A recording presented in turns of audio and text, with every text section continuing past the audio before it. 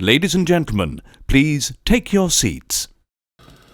Ladies and gentlemen, it is a scourge of our modern age, and you know what? If you're within the sound of my voice, that must mean that you're in the seats with once more. As always, my name is Dave Voigt, and I'm the host of this podcast, where we sit down with a wide-ranging variety of entertainment industry professionals and we pick their brain about current projects, state of the industry, and how they got started, and so very much more in a conversational fashion. And, you know, if you like how we do things around here, I'm going to assume that you do, because let's face it, you're listening right now. And if you aren't listening, please keep listening and subscribe. Hit that subscribe button, give us a 5-star rating, and on your podcast provider of choice. We're available at all places like Apple, Amazon, Spotify, Google, and plus we archive every single one of our episodes over our In the Seats YouTube channel. So if you can give us a like and subscribe there as well, we'd absolutely appreciate it. Also, don't hesitate to check us out on social media. We're on the Facebook, the Twitter, the Instagram, the Letterboxd, the TikTok, and God knows where else. There's too many, but we're In the Seats for all sorts of fun updates. And finally, and I do dare say most importantly, please pay us a visit over at In the Seats, intheseats.ca for all the latest and greatest in the world of film, television, basically the movie image at large, because guess what? If we love to watch it and write about it and talk about it, we love it all that much more when you come by and read about it and listen about it. So please do us that ultimate kindness, come on by and pay us a visit. Every click, every visit, they all count. So please come on by. On this episode, ladies and gentlemen, we're talking about homeless, or specifically homelessness. But I mean Homeless, the documentary. It's a new film, which for us Canadians is available on Tubi right now. And it's a documentary that really humanizes the struggles of unhoused people and explores backgrounds, their dreams, and just sort of how they have to, the struggle it is to sort of, find a way to a home, to rebuild their lives and find this thing. And I mean, it takes us into the city of Las Vegas, which is really fitting, because if there's any place in North America where the distinction between the haves and the have-nots is getting wider and wider and wider, I would dare say it is the city of Las Vegas. But we had the unique chance of sitting down with this really unique piece of filmmaking, which ultimately, in the day, hopefully raises awareness, with its director, Valerio Zanoli. I hope I pronounced that right. This may be a contentious issue as it comes up in the episode, but that's all good. We had a wonderful talk with him, just about the nature of the film, and also there we had the pleasure of sitting down with the National Coalition for the Homeless, the executive director, Mr. Donald Whitehead, who is also appearing in the film, and we really get to the insight and the details of not only why people are homeless, but also why, the things we can do to help people, to help lift people up out of these situations. And it's a very frank but also positive film, really. It's not one that's sort of trying to put a label on anything. It's really giving purpose to people and these subjects who, when you get to a point without a home, I can imagine not having a purpose is something that's hard to hold on to, or having a purpose is something that is hard to hold on to. But it's a fantastic piece of work. I can't recommend it highly enough. Like I said, for us in Canada, you can find this on Tubi, everyone's favorite streaming service. But first, enjoy our talk with Valerio and Donald, because quite frankly, it's a darn good one. And we'll talk to you soon. But I mean, Valerio, if that's how I pronounce it, Valerio, Donald, obviously, first off, Valerio. Valerio? Sorry, say that again? It's like the gas station with an O at the end. Say it again. Valerio. Valerio. Valerio. Perfect. You sound Valerio. Italian. Okay. Yes. All right. Valerio, Donald, obviously, first off, thank you so much for the time today. I got to watch the film last night. I mean, it was so supremely powerful. And I mean, obviously, you guys are both on the front line of this issue of homelessness, which is obviously so rampant, not all across, not just in America, but all across the world. I'm in Toronto, I'm in Canada myself, and we have our own problems up here too. But I mean, I guess my first question probably would be for you, Valerio. Walk me through, I guess, sort of the origin, not only of wanting to tell this particular story, but also focusing it on Las Vegas, which obviously I thought was so brilliant, because there's not a better example in the world right now of sort of the gap between the haves and the have-nots than there is in Las Vegas right now. I think you're absolutely right. So there is the background. I moved from Italy to the United States to Los Angeles in 1996. So I went to school, I graduated, I started to work. Then in 2013, I moved to Vegas. And since then, I have been involved in affordable housing. So I figure I'm part of the Lions Club International, and I figure that it's nice and it's something everybody should do. Um, I I'm involved with charity, and I try to help the community and pay it forward. And really, I created this project called Let's Make a Difference because I want to have an impact. So I was already familiar with the homeless situation, especially in Las Vegas.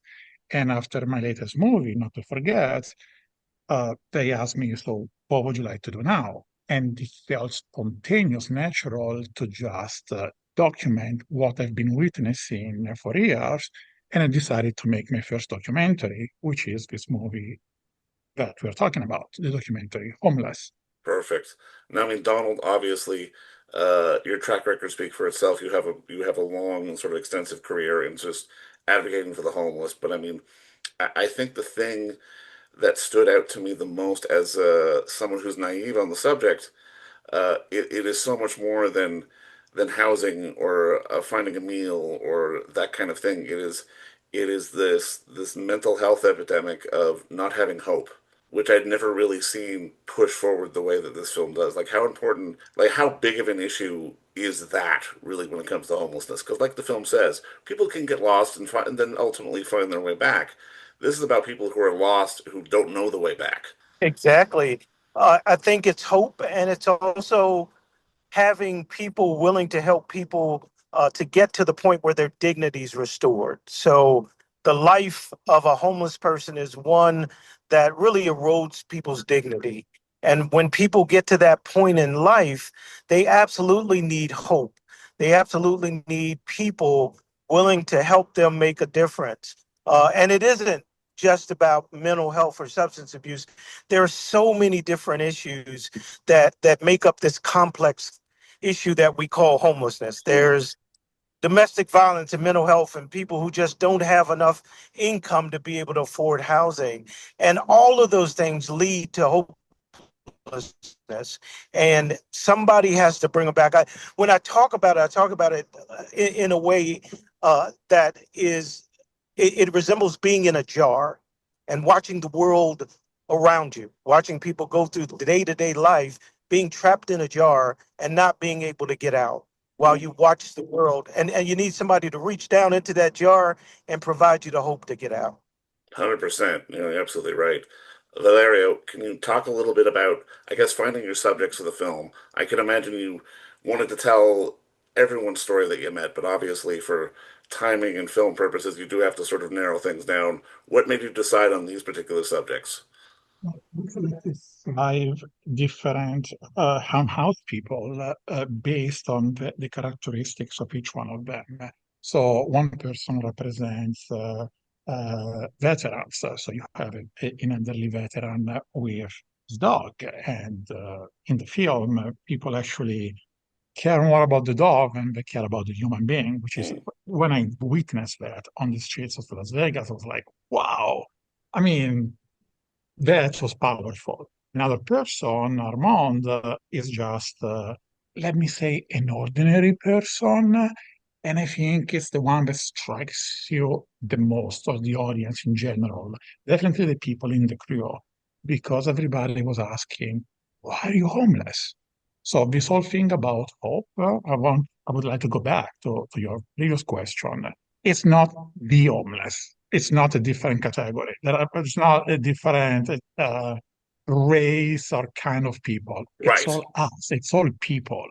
We all go through life. We all lose hope at times. We all have trauma of different kinds, and we try to do the best we can. The problem is that I may react to certain situations in a certain way, and I may be able to face them and overcome the situations. Other people may not be able, Yeah. especially in that specific moment of their life. And that's why they end up in the tunnels of Las Vegas, under the city of Las Vegas. Because in my mind, it didn't make sense. Because even if they become homeless, why would they end up in the tunnels? I mean, why don't you just get a bench at the park? Or why doesn't a friend house you for a couple of months until you get back on your feet? I really believe it's all about losing hope because really the Thanos example gives you it's a perfect example. They go underground, they go to any length to find family. Down there, they actually created a little society of their own where they can trust each other. They call each other uncle, cousin. The first time they took me to the tunnels, and everybody was like, "Oh, he's my cousin." So, what are we talking about? It's like a 200 member family. Everybody's related. I mean, where are they from? Which state? No, we're not really cousins or nephews. It's our way of calling each other because we consider family. We are the family we don't have up there. Yeah. And one of the first few lines of the movie is from Armand, why people tell me, just go get a job, go get a shower. And the answer is really what is stuck in my memory, in my heart. Why would I even go get a shower if you can't look at me in the eye? If you don't respect me as a human being, if I'm invisible to you, why would I even want to shower or go get a job? I don't care. I lost hope. So it really goes back to that.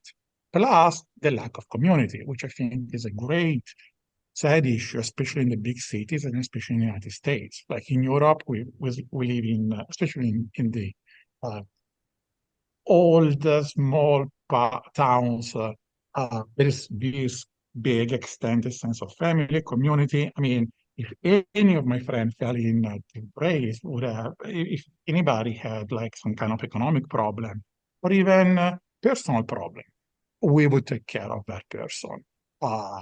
There is no question. It wouldn't even need to ask. I mean, it would just be natural. Here in the United States, in the building where I live, I can say, "Hey, how are you?" in the elevator. Because people look at me funny. It's like, what do you mean? I mean, I'm being friendly. Hey, I'm Yeah. Yeah. Valerio. How are you?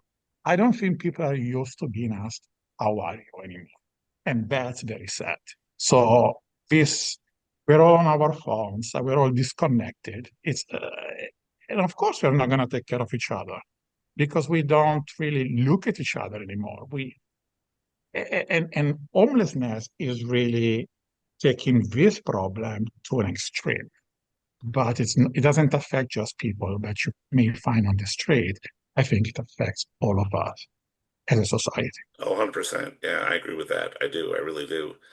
And I mean, Donald, I mean, just to dovetail off that a little bit, I'm curious because I was so struck by just, particularly in the example of Las Vegas, the criminalization of being homeless. And I mean, can you talk a little bit about, like, is Las Vegas an outlier, or is that something we're seeing more and more in cities all across the country and even the world? Unfortunately, it's taken off like an epidemic, to be honest. Certainly all over the United States. We see it in other countries, but not to the extent we see it in the United States. In the United States, the Supreme Court in 2024 decided that it was not cruel and unusual to fine, jail, or arrest people experiencing homelessness, even if there's not enough shelter in the community. And since that time, 360 communities have started criminalization ordinances in their community. And the most important thing I can leave with you about that is that criminalization does not solve homelessness in any way. No. Actually, we looked at those 360 cities, it actually increases homelessness in those communities. And at the end of the day, those people are still homeless. Unless you jail them for life, they're going to get out at some point and they're still going to be homeless. There's still not going to be enough shelter. There's not enough shelter in any city in the entire United States. Yet we're holding people responsible for the fact that the rent is too high. People, especially those that work minimum wage jobs, 7.25 an hour, when the housing wage in this country is more like $22 an hour. Yeah. But we're still arresting people because of that, and it is an epidemic. It's, again, it was 360 cities after that court case, but now the president of the United States has actually initiated an executive order that encourages even more cities to do this. So we're facing a rising tide of criminalization, and it just moves us backwards in what have been some promising strategy towards ending homelessness. And I mean, that is something that can suck hope out of any room, no matter how hard you try. And I mean, just to continue with you, Donald, I was really also struck by the nature of the programs that are available, that are out there, because obviously there's never going to be enough there's never going to be enough housing. The food banks will always need more food, but just the idea of having these programs of people doing yoga and exercising and positive self-affirmation to be able to sort of not just have someone else go, okay, here's your hope, here's your help, to learn how to sort of generate that yourself. I mean, how big is that in sort of developing people to get off the street? It's absolutely essential. It goes back to that idea of people need hope, and the easiest way to get them to that hope is to normalize their lives, to give them the opportunity to do things they enjoy, like yoga or art or music, to make sure that they have the ability to feel a part of a community. And sometimes it's a community under Las Vegas, or it's a community within a program that allows them to exercise things they love. Again, music, art, dance, all of those things are really important for people to feel like they're part of the human race again, to feel like this isn't their final destination. It's a situation and not a destination. And that's what programs like the one that you saw in Las Vegas attempts to do. I did the very same thing when I operated shelters myself. I had athletic programs, I had sports programs, I had yoga, I had Tai Chi, all of these things that really take people away for a moment, an hour, 30 minutes, whatever. Sometimes it takes them away from all of the trauma that they're facing out there on the streets, because, being in a homeless situation is very traumatic for a number of reasons. And people need a respite from that. Oh, 100%. 100%. I mean, Valerio, I was so struck by Armand's journey throughout the film, and I'm kind of curious, as a documentarian who obviously cares very deeply about the issue, I can imagine, you'll want to tell a story, they're maybe wanting to shape a story, but I definitely felt you were very conscious of kind of staying out of everyone's way as they were telling their story. Like, how important was it for you to sort of let these people's genuine and honest stories come out on the screen? Because, I mean, again, not everyone is Armand. There are some stories that weren't necessarily as positive as Armand's was.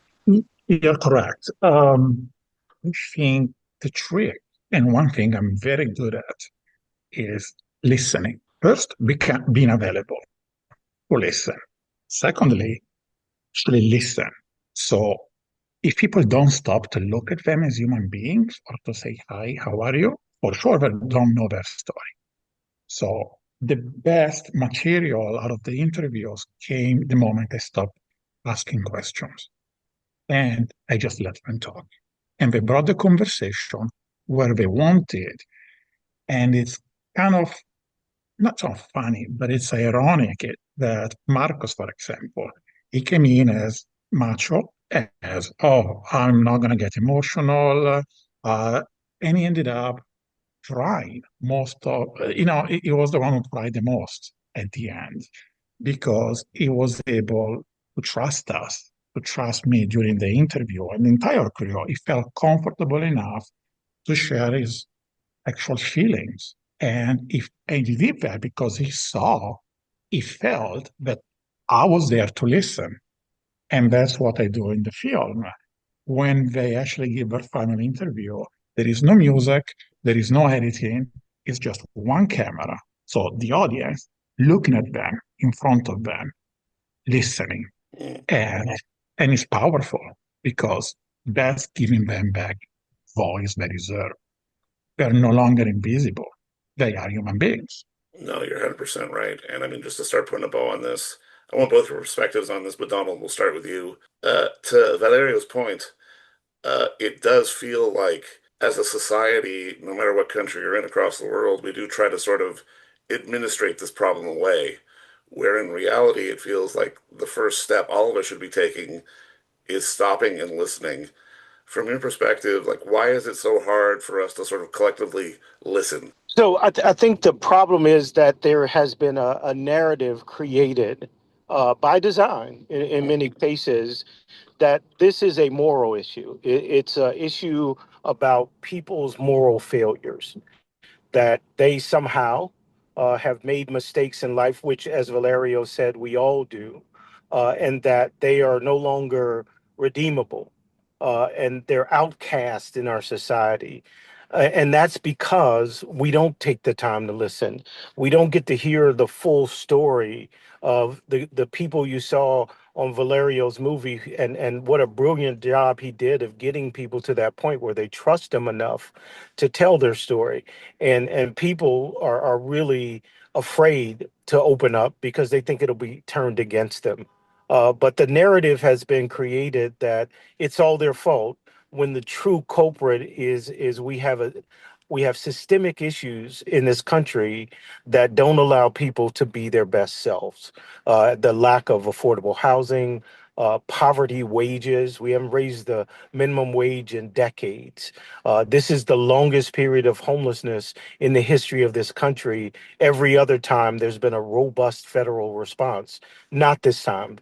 We used to get things like public housing and the New Deal, Social Security, Medicare, all of those things almost reduced homelessness to zero. But in this last 40 years, the longest period of homelessness on history, we stop listening to people and we start blaming people and we start criminalizing people. And that is a recipe for the unmitigated homelessness that we see in our country right now. It grows unabated because we only have produced in the last 40 years myopic solutions because we don't listen to people. No, and you're 100% right. It's one of those things where we've lost our empathy and we've lost our kindness because we all make mistakes. Pardon my French, but we all fuck up once in a while. And it's about learning how to sort of rebound and rebuild ourselves from those mistakes is how we make ourselves better and better members of society and as better human beings. And I mean, Valerio, last question, just to dovetail off that, where David, do we find our I, empathy again? what if I may? I want you to ask the question actually, if I may. Oh, Can I ask a please. question to Donald? Because I think it's more productive, proactive, and it's more important. Donald, what can we do to make the difference, to I think change? we all have a role. I think you did one of the most important things, and that's to tell the stories, to humanize the issue, so people know again the full story. But But we people in also the audience, people are going to watch the movie. The average person, sure. ordinary, like anybody. Well, yeah. Getting to that, people need to get out in their communities, talk to their elected officials, and let them know that the status quo is not the way we solve this, and that they want to see change. They want to see the resources that are being used for all kinds of things. I won't get into all the things. Some of those resources go to help those in need.